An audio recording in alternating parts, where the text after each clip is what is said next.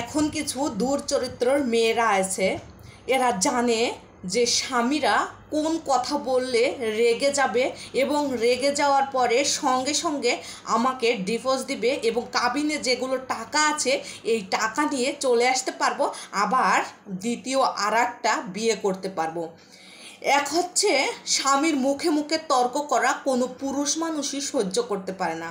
দ্বিতীয়ত কথা হচ্ছে যে তার মা বাপ তুলে গালিগালাজ করা এবং মুখে মুখে তর্ক করা, কোথা থেকে আইসে তাকে সম্মান না করা, হেউ করে কথা বলা এবং স্বামীকে ছোট করে কথা বলা, সবসময় বাবার বাড়ির টান টানবে, বাবা এটা করছে ওটা করছে, তোমার মা এরকম, তোমার বোন এরকম।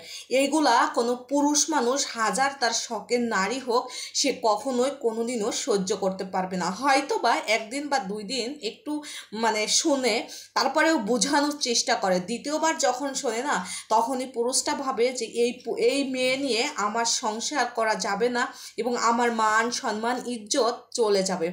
তখনই ওই পুরুষটা কী করে জানেন?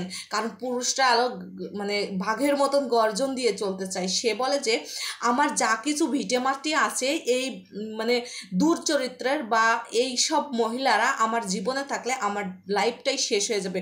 প্রয়োজন আমি রাস্তায় নামে খাবো, প্লেট পেতে মানুষের কাছ থেকে হাত পেতে খাবো, তবে এই রকমের বিষে ভরা বিষাক্ত কোনো বউ নিয়ে কোনো পুরুষ মানুষ সংসার করতে পারবে না।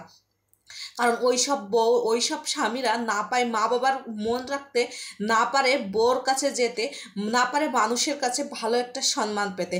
কারণ জানেন, ওই একটা পুরুষকে ধ্বংস করতে বা শেষ করে থেকে গুলি বা পিস্তল বা অন্য কিছু লাগে না। শুধু আমাদের মতন কিছু মুখোশধারী বউ থাকলে তার লাইফটা এক নিমিষে শেষ করে দিতে পারে। কারণ ভালো একটা পুরুষই সে হয়তো বা জীবন পার্টনার হিসাবে ভালো শখ করে বা সুন্দরী রূপসী একটা বউ বিয়ে করে আনছে, কাবিনে যে করে টাকা বান্ধব ব্যাধিটাতে বউ, যখনই বউয়ের আসল রূপ বেরোয় যায় তখনই ভাবে এই বউ নিয়ে আমার সংসার। কারণ আমাদের সমাজে একটা মেয়ে হোক আর পুরুষই হোক, একটা বিয়ে করলে তার কিন্তু কেরিয়ারটা নষ্ট হয়ে যায়। যখনই শোনে যে ওই পুরুষটা একটা বিয়ে করছিল বা একটা মেয়ে বিয়ে করছিল, তখন কিন্তু কিছু কিছু মেয়েরা এখন আমাদের সমাজে আছে, এই বিয়ে তারা হাতের পুতুল হিসাবে ব্যবহার করতেছে।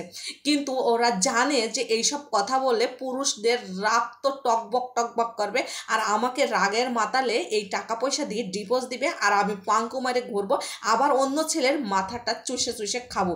কারণ স্বামীর সাথে তর্ক করা, তুই মুই করে ভাষায় গালিগালাজ করা, তার মা বাপকে গালিগালাজ করা, এটা সে জানে যে এটা আমাদের গুনাহ হবে, জঘন্য খারাপ। তারপরেও স্বার্থের জন্য এইসব মেয়েরা